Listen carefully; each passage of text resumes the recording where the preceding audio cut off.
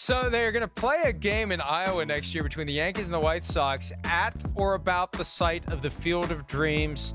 The legendary Kevin Costner movie, Ray Liotta from Goodfellas, played Shoeless Joe Jackson in that film. It inspired today's draft. Here's what we're going to do.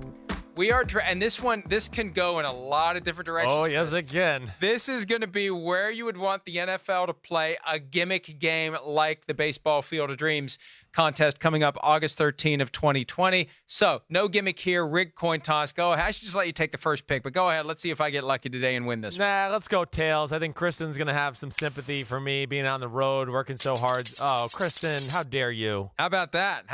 Good, you can have it today. This is one of those days where doesn't matter. There's no obvious pick. It's only limited by our creativity. I don't know where I want to go first. Do you like Field of Dreams, the movie? Because it's one of my favorite sports movies. You like it? It's one of those. I got to be careful here because this is going to be all Field of Dreams nostalgia. It's one of those movies that when you watched it at the time, it was great. But for some reason, there are some movies from the 80s that hold up well, like Ferris Bueller holds up well.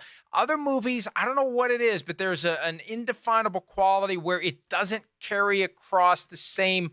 I don't know what, it doesn't seem as good, right? I don't know if it's the camera, the lighting, whatever, the overall production value, but it's one of those ones that when you watch it after the fact, I don't think it's as good. The Natural holds up, baseball movie from the 80s that I loved. Field of Dreams doesn't, there's something about, I don't know if it's the music, I don't know what it is, but or maybe you just have a greater memory. I don't know. We're taking up all the time. Yeah, hurry up, make your pick. Field of Dreams 30 years after the fact. All right, I'm going to go, and I'm going to keep this in the family since we've got part of the NASCAR package here.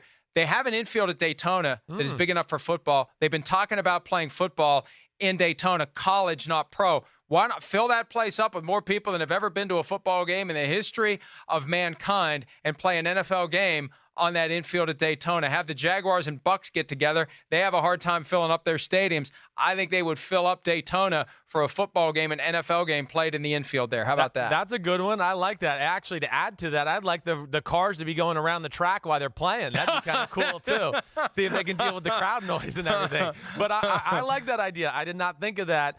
It would look funny, because the infield is so huge. But you're right. They would set records as far as the attendance in the history of the NFL for a game. They could probably not great sight lines, right? Not great sight lines, but what the hell? You're there. You're having a good time. What the hell is right? Okay, you know where I want to go? I'm going to the North Pole first. Okay, I'm going to the North Pole for a game. Lately in the summer, they've had some 90-degrey days up there. You know why? Because this climate change thing is real. Yeah, here we go. So I think it's a great way to get everybody knowledge about what's going on up there, okay, because there's a lot of issues, all right, but the weather is conducive to it in the summer time. So, okay, I know I went a little crazy there, but I had to just get it off my Captain Planet's here. There he is. Saving the North Pole. Yeah, so I think that could be funny. They could find some way to find some field or whatever, and we don't need stands for that game. Just get a few cameras up there. North Pole, climate change, made it warmer. They can do it. Play it on a big piece of glacier that broke off. I mean, I don't want to make light of the problem. It's a real problem, but it's just funny how you get worked up. For Halloween, you need to be Captain Planet. You need to dye your hair green and I might get a Captain Planet suit. I might do that. All right, well, since we're getting nuts, let's get really nuts. And this next one, I mean, this is kind of a twist on the cliche that we hear. Anytime there's a complaint about the quality of the turf or the grass or it rained or it's this or is the field going to be ready, invariably someone says, we'll play this game on a parking lot. All right, fine. Tackle football on a parking lot. Let's go. Put your money where your mouth is. I mean, it can't be that worse than the turf your dad played on all those years. Right. It's basically a parking lot that was painted green. Let's play on a parking lot, guys. Let's see how tough you are. How about that? That really not conducive to the whole push for player health and safety. But you hear that all the time. Oh, we're playing on a parking lot. Fine. Do it. Maybe they could just at least put a rubber mat down or something like that so they don't all have blisters and skid burns all over themselves to where they're dealing with like Band-Aids all season long because they've been like burned by the ground so much. So, okay, I'm okay with that. You're in Crazyville. I'm in Crazyville. I want a game at a prison, okay? That's what I want. I want, in lieu of like longest yard, I want to bring a game to wherever that can bring it, biggest prison in our country, something like that. Maybe bring a little joy to those guys' lives who certainly have made mistakes. We know that, but I want to see like the fence around the field and the inmates around the fence watching the game, just like the Longest Yard movie. That to me, with the barbed wire on top, I think that would like kind of look really cool. Barbed wire? Yeah, Did you say barbed wire? I did. Barbed wire. Excuse me. Yeah, that would be cool. Like like Johnny Cash going back to, what was that, the Fulton County prison when he did that day, and Folsom Prison. Oh yeah, to do that would I could get down with that. I'd tune in to watch that. And let me tell you, the reason he went back there and he had so many concerts at prisons, I mean, these are guys who are living under subhuman conditions. Yes. They have to constantly fear violence. The water's horrible. Right. Everything about it is bad. horrible, It's prison. Right. And it gives these guys something to get through the day, something to look forward to, something to enjoy. And Yeah, for that reason, hey, I don't know how much revenue they'd make off of it, but it's not like they're going to make much off of playing in the North Pole either. All right. You know what? We've taken this thing next level. I've got some.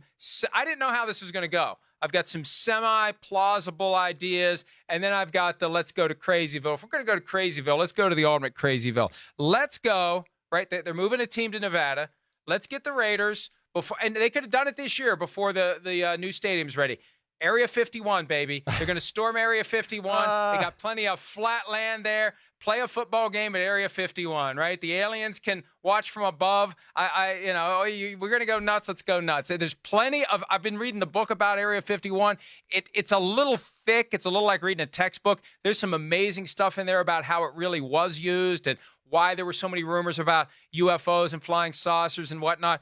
But I did learn there's plenty of flat land. Plenty of space to build a temporary stadium and play a football game. It looks like there is. Yeah, I've seen little pictures and things where, yeah, you're right. Flat land, certainly.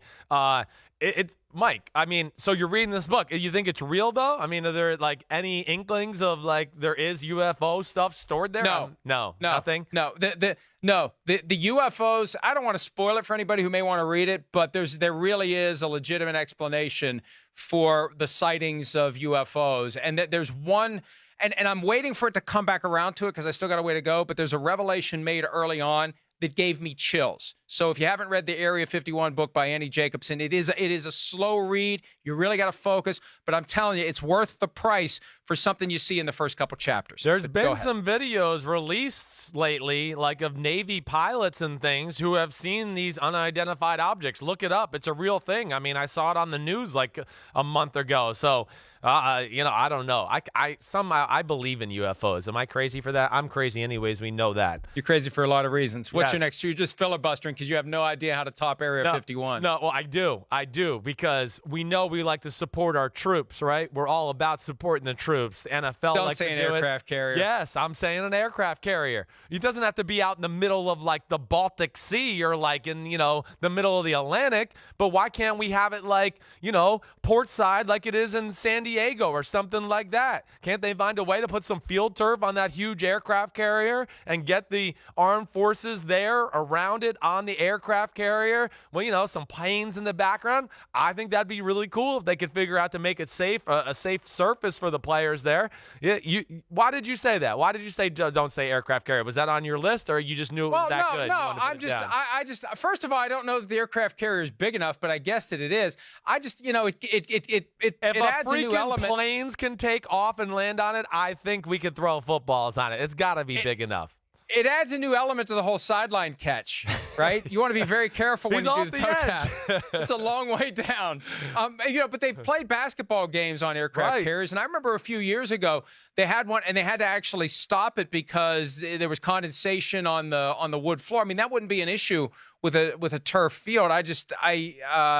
I'm intrigued by it. That's not a bad one. Okay. I thought of it, and I thought it's not going to be big enough. But then I remember those aircraft carriers are pretty big. Probably at least 100 yards by 53. I would think so.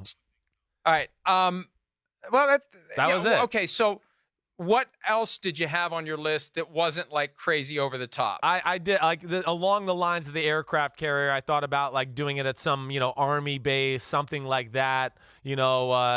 Somewhere around the country. That was really all I had. I only had 4 things, so like there was a few times there I was like, oh gosh, I hope he doesn't pick what I have because I got nothing left after this. So that was all I had. I'm surprised, given your connection to the Notre Dame broadcast, you didn't suggest that. And that's one of the that was arguments on it I've too. made. I did Notre Dame. Yep. if the NFL expands to 17 regular season games, giving them 16 neutral site games, and if there aren't 16 foreign games that can be played, you could play a game at Notre Dame, you could play a game in Ann Arbor, you could play a game at exactly. So that was on my list. Also, look, there was a time when the Steelers played on the same field where the Pirates played. There was a time when the Steelers played at Forbes Field, part of their home games, where the Pirates used to play. Why not play a Steelers game at PNC Park? That place is beautiful. It's got that great backdrop of the Pittsburgh skyline. But you know, we got a little nuts early on. So and also the Astrodome is still standing. Put a Texans game in there. Let's have some fun. Go play one more game in the Astrodome. Oh, it's amazing to see the Astrodome in person. It was such a big deal, like, what was that, late 60s, early 70s, and you see it now, and it was a big deal then, and now it's like, you know, it's like leftover crap compared to some of these buildings you see now. All right, we're going to take a break. When we return, there's more preseason action coming up over the balance of the weekend. We'll talk about some storylines that you may be paying attention to. Before we go, though, quick summary of the draft. I have for my gimmick space for an NFL game, Daytona International Speedway infield, a parking lot, literally Area 51. This is ridiculous. Simms has the North Pole, a prison like in The Longest Yard, and an aircraft carrier. Your best pick was your last one. We'll be back with more PFT Live right after this. Hi, I'm Mike Tirico, and thanks for watching. Make sure to hit subscribe for the latest news and highlights from NBC Sports.